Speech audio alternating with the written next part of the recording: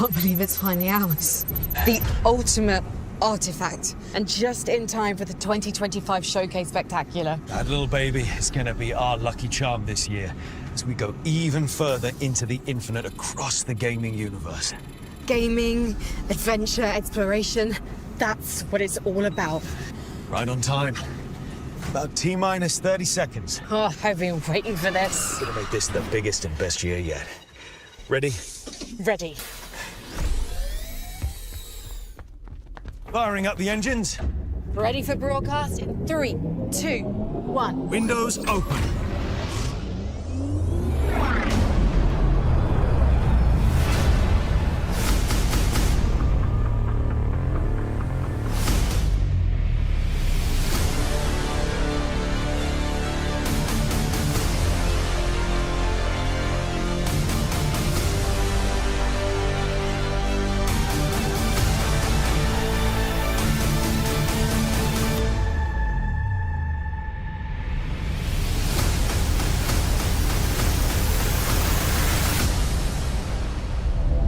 Welcome to the Level Infinite Showcase 2025. I'm Alex Jordan. And I'm Frankie Ward. And we're bringing you along for all things gaming. And all things Level Infinite. We have quite the show coming up for you, so stick around as Frankie and I take you on the ultimate journey across the Level Infinite universe for trailers, dev talks, and behind-the-scenes secrets. That's right. We are taking you on the official guided tour of the most exciting games in the galaxy. And maybe we'll even explore some new spots within our gameverse. You might even win an Alienware laptop and backpack, so stay tuned to the end for a special QR code. Alex, I know we have a showcase to present, but I heard a rumor that Team on Spec Carla might be exploring Caster Woods, and this could be our only chance to head down there and find something that could explain exactly what's been going on over there. I mean, it can't be that much more dangerous than Villador, right? And it's daylight, so we absolutely have to make a pit stop. Lock it in. Redirecting to Caster Woods.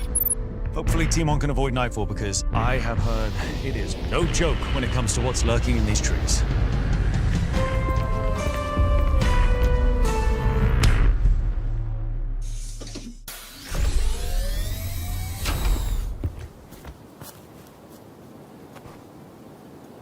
Well, looks like Timon has made himself at home. Either he's gone or he's off exploring. Luckily, if there's anyone who can take down a raging horde of infected, it's probably Timon. Yeah, I wish I could say the same for you and me. This place looks a lot more dangerous than Villador. Certainly seems like it. Check out that creepy castle over there. Now, that is the home of the Baron. He's like a pharmaceutical overlord and full-blown psycho. Yeah, he kidnapped and tortured Kyle Crane for 13 years, and then when Kyle Crane escaped, he turned into an all-out... We should keep looking. Yep.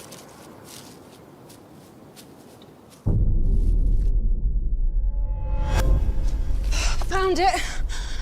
Alex, we have pushed our luck long enough, and I am not as confident as Timon with a melee weapon. You're right.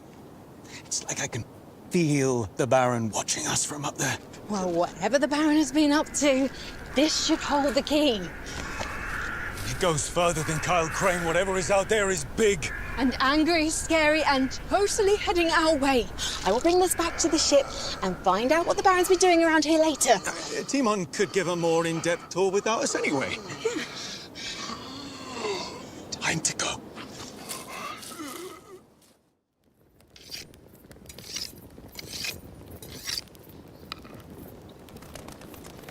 Welcome to Caster Woods. My name is Timon Smektawa, and I'm here to give you an exclusive look of the amazing and brutal world we have created for you in Dying Light the Beast. Here I am, sitting in what was once a beautiful national park, now given way to decay and danger. Caster Woods is a stunning open world full of distinct biomes for you to discover.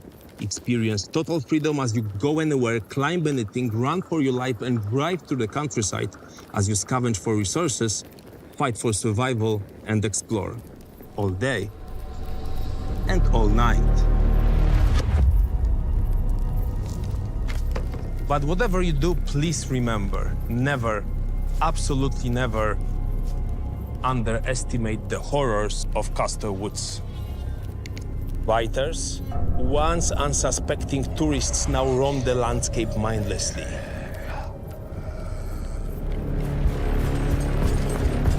And you will also run into chargers, fast and heavy, so you will have to use all of your tactics and reflexes to defeat them.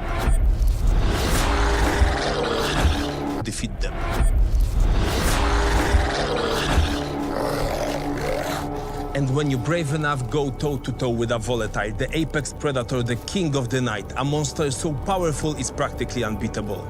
Unless you use your beast mode.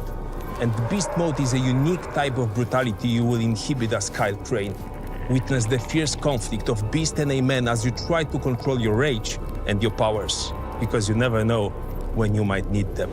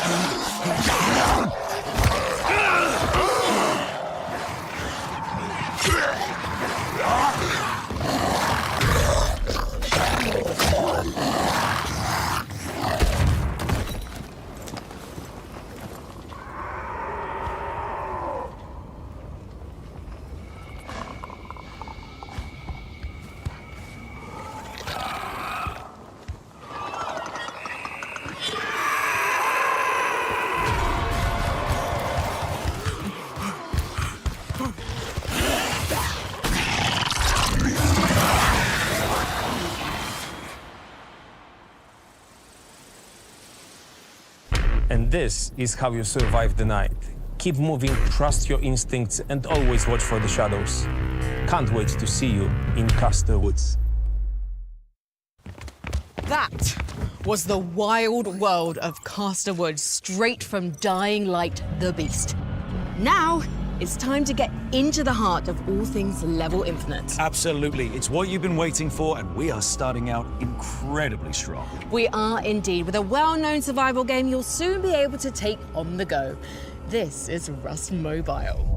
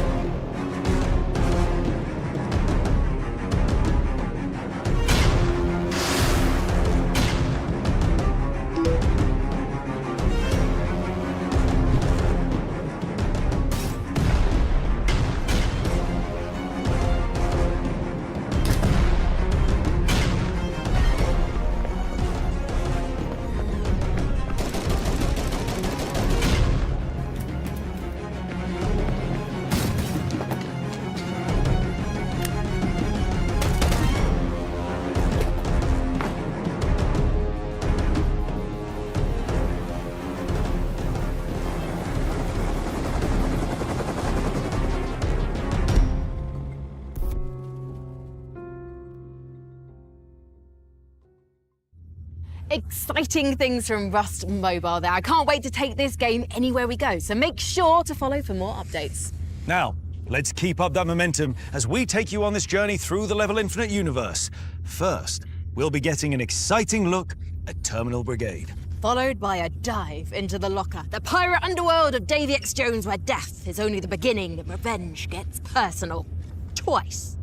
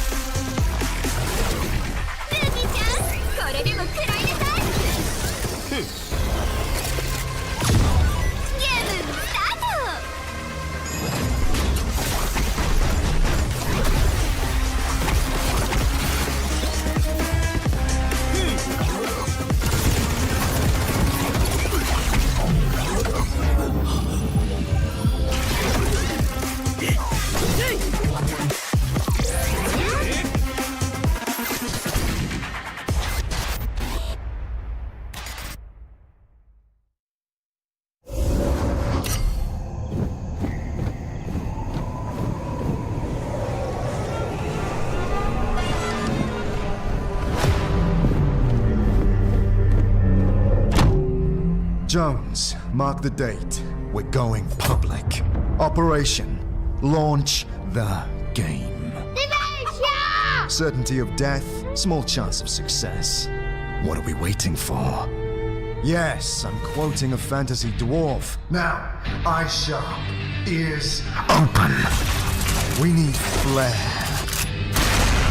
We need danger. There'll be blood. Sweat! Tears! Drown them in iron! And worst of all, that. Perfect. The bird is on fire. Anyway, worst of all, that rotten breath of fate down your neck. You thought death was the end.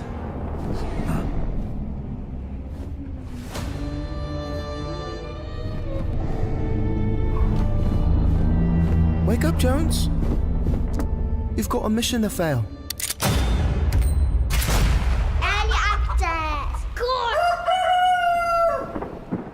We are so not ready for this.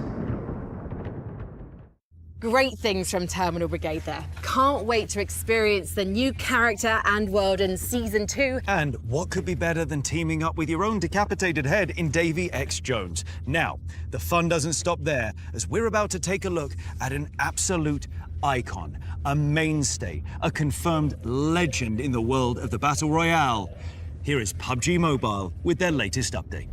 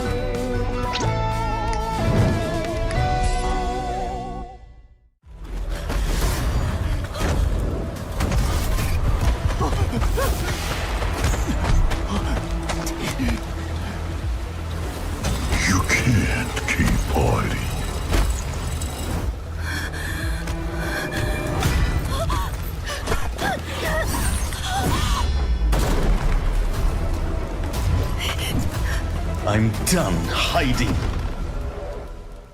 What an awesome time to be a PUBG Mobile fan with all the incredible new features heading your way. We cannot wait to drop in and be the last player standing. Now, though, let's take a trip to the post-apocalyptic future where you take control as commander to deploy your secret weapons. Here's Nikkei and their new collaboration with Resident Evil.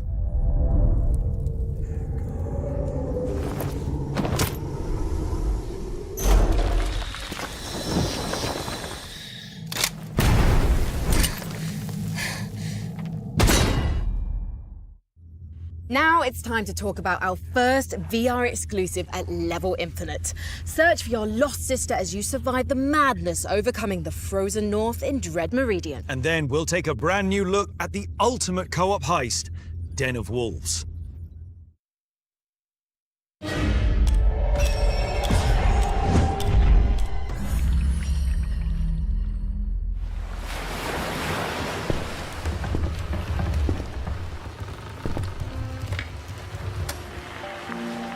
I'm looking for my sister, Isabella. Her letter said this island holds a secret, but I haven't heard from her since. I must find her.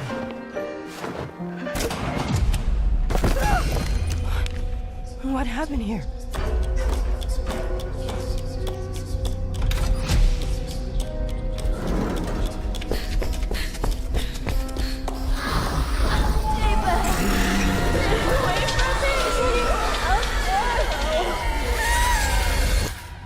This writing, could that be Bella's?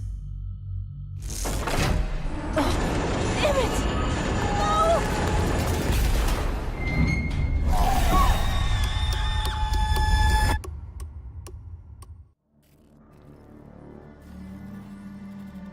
The reason why we make cooperative games is because I've been sort of typecast into that now. Yeah, we sort of embrace the chaos at 10 Chambers. Den of Wolves is a cooperative FPS techno-thriller game, and that includes a lot of mindfuckery. If I can make you feel something specific, that's the goal, basically. Look at him get antsy.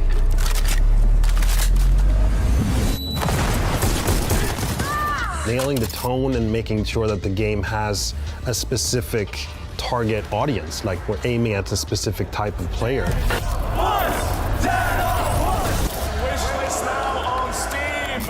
Den of Wolves is a game that's gonna try to cater to the heist fantasy, but also cater to players playing with strangers. Splitting the game into two groups, saying like, either you plan the heist, You're in position. or you're there to help out. We're making almost like two games at the same time, but it sort of sits in the same session. It sort of has to be its own thing. Otherwise, why does the project exist if it's not its own thing? It's such a cliche word, immersive, but it is. You hear that all the time about when talking about games. But yeah, I guess immersive is the best way to like just bring people in and avoiding these things that keep reminding the player that, oh, this is just a game, you know? We take a lot of inspiration from Inception is a good example, or Matrix, where you have an alternate reality or dimensional things. And then, of course, there's like deep lore, and it's a huge part of a game experience is the narrative and the atmosphere, the mix with the sound effects and the music as well. All of that informs the tone and how you perceive the game as someone who just jumps in and gets into it, you know?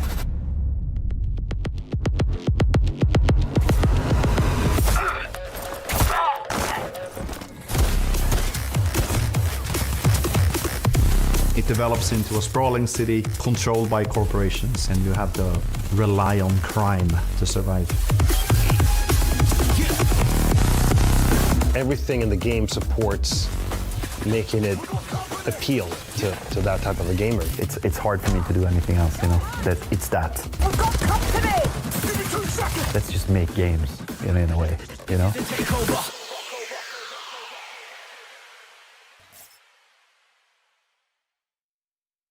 That was the very exciting Den of Wolves.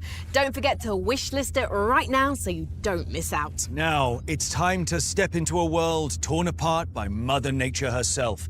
Welcome to Exoborn, where deadly forces of nature aren't just threats, they're tactical opportunities. With powerful exo-rigs, you'll scavenge, survive, and escape with high-speed movement and vertical combat while navigating deadly weather and rival players ready to take you down.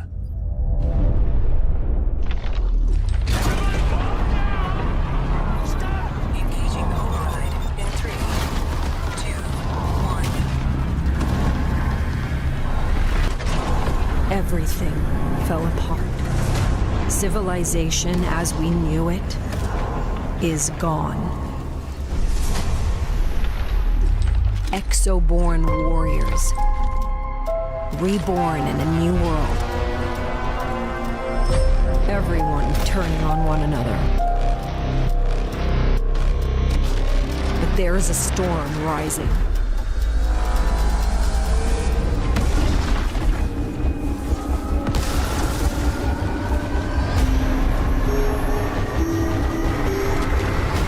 Only the strongest can thrive.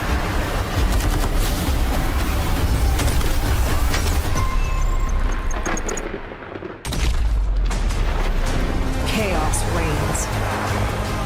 If they think this is the end of the world, Reborn, put on your exo and prove them wrong. Over there! Gotta move!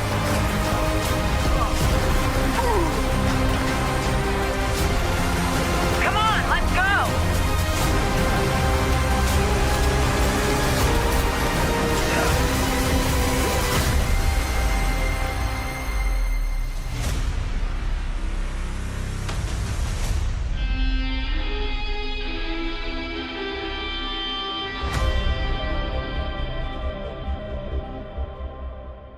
Incredible work from the team at Shark Mob. Get online and don't forget to wishlist now. Next up, we're back in time as we battle with bounties in Hunt Showdown 1896.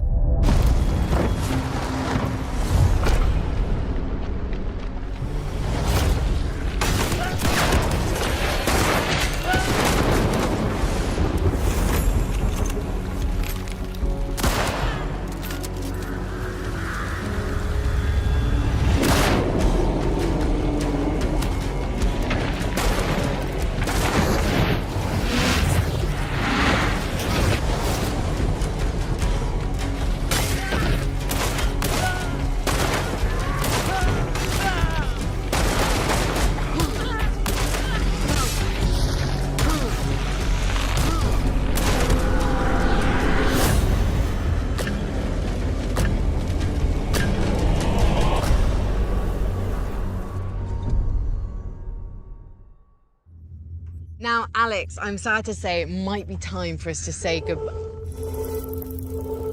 Huh. Would you look at that? Oh, I know what that is. So do I. It's a spice harvester from Arrakis. They're usually a pretty essential piece of kit, but this one seems to be in some trouble. Our route says that we're over Arrakis right now. Maybe it kicked out some sort of distress signal and we've picked it up. Well, let's go check this thing out and see what we can find.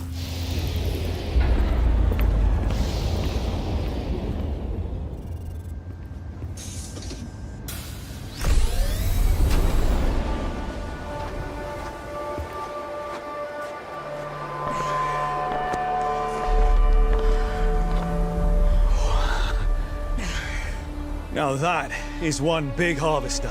A broken harvester. What happened? No idea, but that is going to be drawing in scavengers from all over. They don't call this the most dangerous planet in the universe for nothing. I don't see any scavengers, and there are major resources down there. That thing is brimming with spice. Absolutely not. Alex, is spice we're talking about. That crawler dropped things everywhere on its way to the ravine, I know it. In and out. In and out.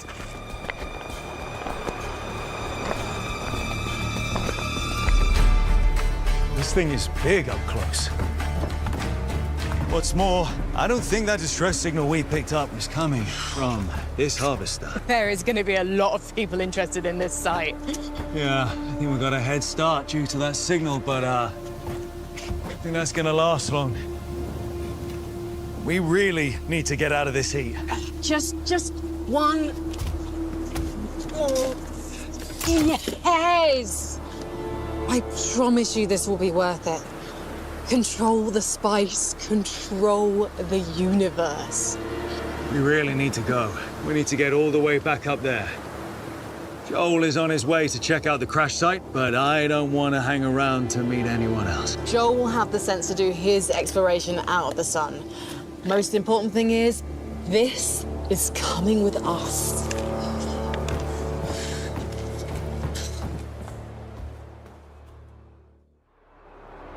A little over 2 months ago, we invited you to Arrakis with the release of Dune Awakening. Arrakis is a test, and we've seen you survive, thrive, and rise. Thank you for being a part of our launch. But the sands of Arrakis are ever shifting. We've been busy updating the game weekly, and sometimes daily, since launch. And soon, a new in-game event will be set in motion, causing a chain reaction that leads to Chapter 2. Today, I'm here to talk to you about the first major update to Dune Awakening. We have a ton of content coming your way, some free, and some as part of the DLC, The Lost Harvest. A carryall transporting a large harvester has been shot down. You will receive a mysterious call from inside the harvester, starting a brand new adventure. The DLC also offers a completely new vehicle to traverse Arrakis. It offers no significant advantage over the base vehicles in the game.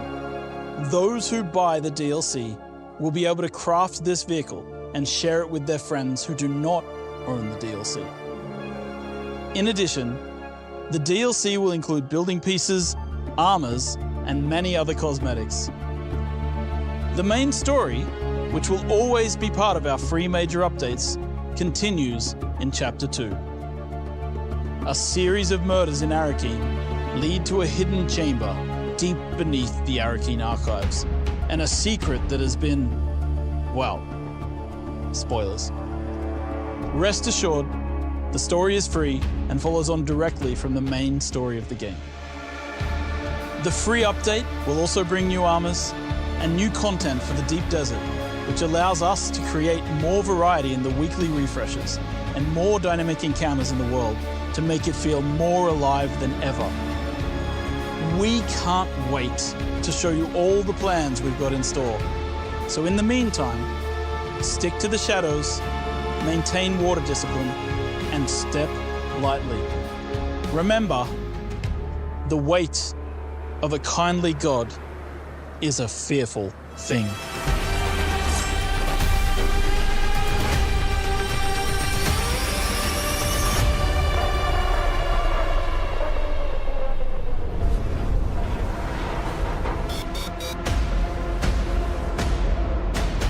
The Mithra's in pieces, the cargo's vanished, and no one knows what it really is. Arrakis is full of secrets. Ancient things buried deep. I need your help, stranger. That package is the key to everything. Find it, and don't let anything stand in your way. There's been a string of murders across the capital. I don't know who we can trust. You will work with my investigator and stop this killer before he strikes again.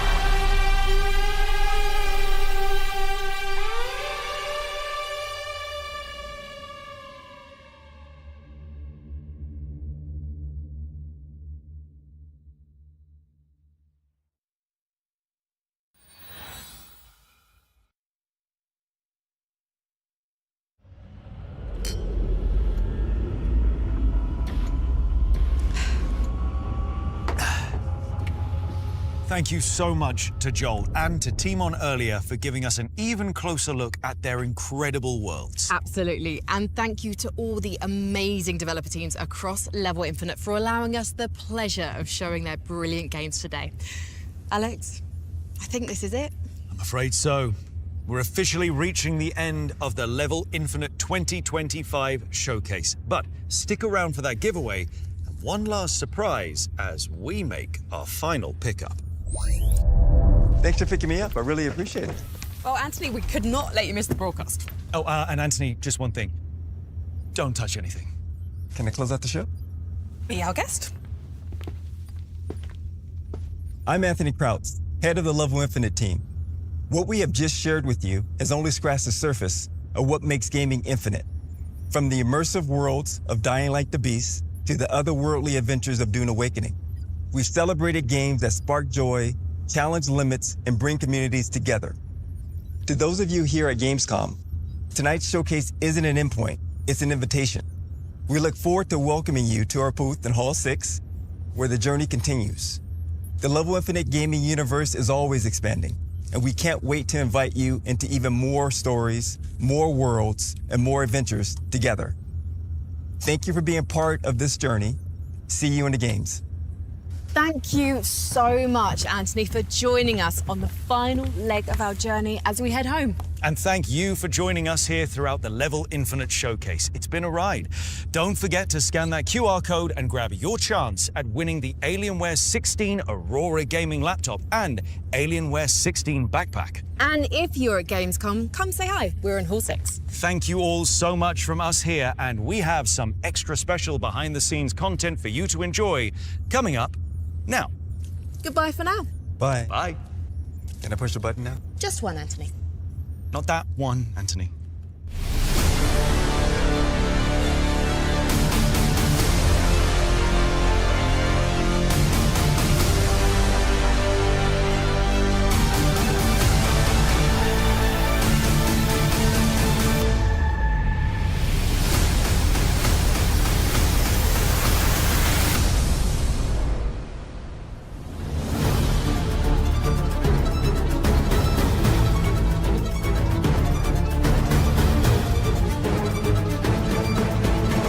Hi, my name's Sam Passmore. I'm the head of creative at the Infinite Creative Centre. I'm here to show you behind the scenes of our virtual production shoot for the Into the Infinite Showcase. The Into the Infinite Showcase is our chance to show off our games in a really immersive way. Virtual production allows us to use a absolutely ginormous screen to really immerse and envelop the actors and the viewers at home into the games that we're showing off. This one's over 30 metres wide and has over 800 different panels to make up this massive screen. The focus this year is all about immersion. So video games do immersion really well, and we want to bring that into real life, having the real sets, real practical props and sets, then merge them together is what it's all about. The size of this space really allows our hosts and the devs to walk through the space as if they're really there, and it makes it immersive for the viewers watching it. Pre-production for this is really important, and it takes dozens and dozens of people building the Unreal scenes, people building the actual physical sets and props. Unreal Engine is used in virtual production because it's a super flexible tool, and it also offers a great amount of fidelity. Using virtual production and Unreal Engine make changes on the fly. So if, for example, the weather's not quite right, or the sun's in the wrong place, or that rock isn't quite where we want it to be, we can move that stuff around in real time. It takes a lot of computing power to make this happen, and all these people coming together and with their technical expertise to make Unreal look this good on a screen this good is really impressive. My name is Anthony Krautz. I'm the head of marketing for the Level Infinite brand. This year's showcase is really special to us. We're entering our third year, and every year we're being able to expand what we're delivering to our gamers and our audience. You know, we have some very great studios, and they've been working really hard and delivering the all-encompassing experiences that the Level Infinite brand always promises. You know, this year's showcase, getting the behind the scenes, more in-depth insights about what's coming up, why it's special, hearing directly from our game developers themselves, and hearing their vision and getting a better understanding of what the game is going to deliver. Okay,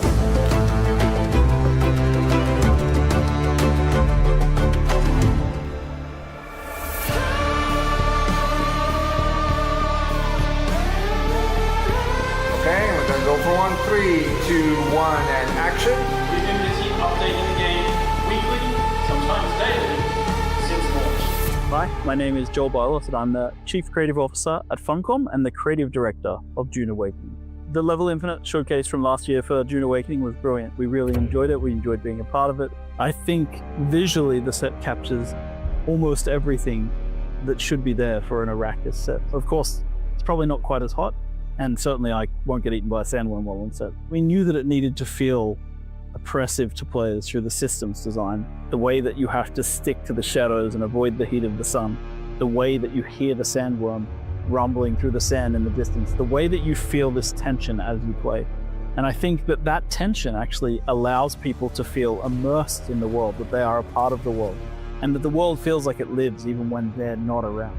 For a game like Dune Awakening, immersion is very important. I think that the showcase, with its dramatic, dynamic sets, is a really good way to give players a taste of how they're going to feel when they play the game. I think people who are playing the game now and then seeing the sets will begin to understand just how true to the game they are and how much it feels like the Arrakis that they're experiencing in the game. Yeah, it felt like I was sort of walking around on Arrakis. We can't wait to show all the plans we've got in store. Generally, our design rule at Funcom for the game is make your designs fit Dune, do not make Dune fit your design. So generally, we start from finding the phrases in the book about the system or feature that we're going to work on, and then we try to find a way to be as true to that as possible while maintaining fun, which tends to be quite a difficult challenge, so we have to iterate on the features until we get them right. Building the world of Arrakis is also about appealing to people on an emotional level. So not everybody has spent time in the desert, but people have been hot, and they understand how it feels to be in a bright sun. So a lot of our translation of immersion and features into the world is about making people feel things that they can feel in the real world in the game. And you can get that from the visuals and the way that the sky is lit. You can also get it from the way things sound in the game. You really get this sort of very visceral reaction to the visuals and sounds in the game. We invited you to Arrakis for the release of Dune Awakening. So during the next year, we're going to be releasing a lot of updates for Dune Awakening. And we've put out a schedule of DLC that you can see on our Season Pass page. The first one coming up is Chapter 2, and that contains both free and paid content for the game.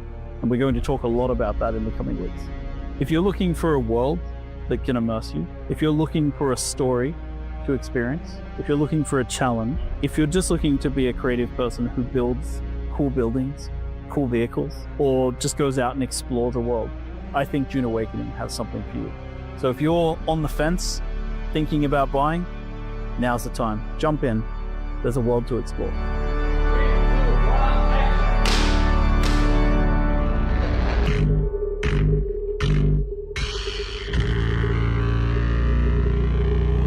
Hello everyone, my name is Timon Smektawa and I'm franchise director for Dying Light. So when I was coming here to the studio, I basically wasn't sure what to expect. I saw some prototypes, I saw some screenshots, but what I have found here really blew my mind. It's an amazing stage. I think it really gives honor to how beautiful and immersive our game is. What I really like about the set is that there are some things that are physical and some things that are virtual, but all of them bring the world of Dying Light, the beast, to life. You can see details basically taken from the game, both like objects, not moving objects, but also our enemies, zombies, and it really creates a very immersive experience. Basically, you feel like you are inside a video game, and this is something really amazing. You basically stand on the stage and you have a zombie next to you, and it looks so real that you can really get scared.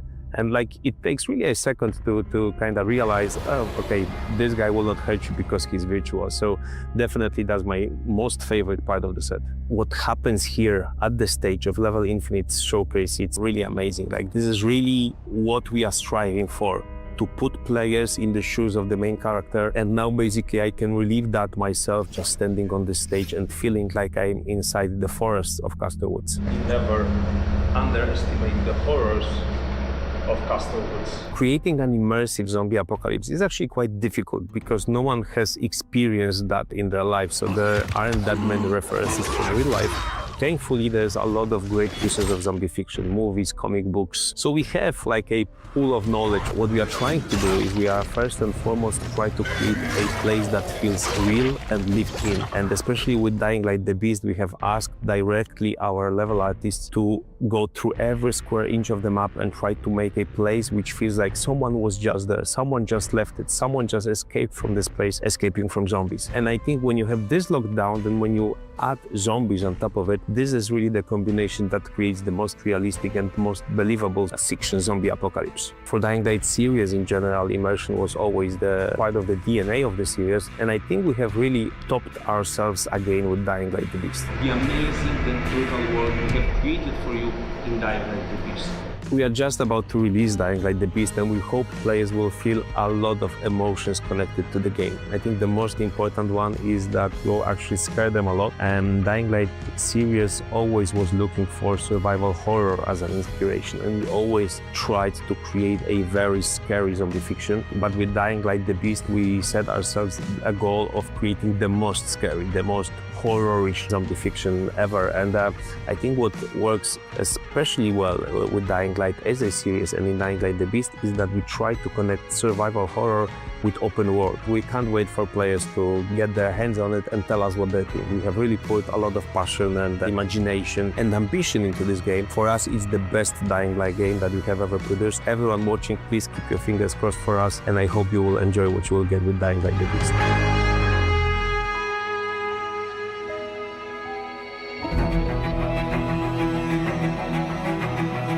Our games cover all the spectrums of gaming, all the different genres, all the different platforms. And just being immersed in that, we think the showcase delivers that to gamers everywhere.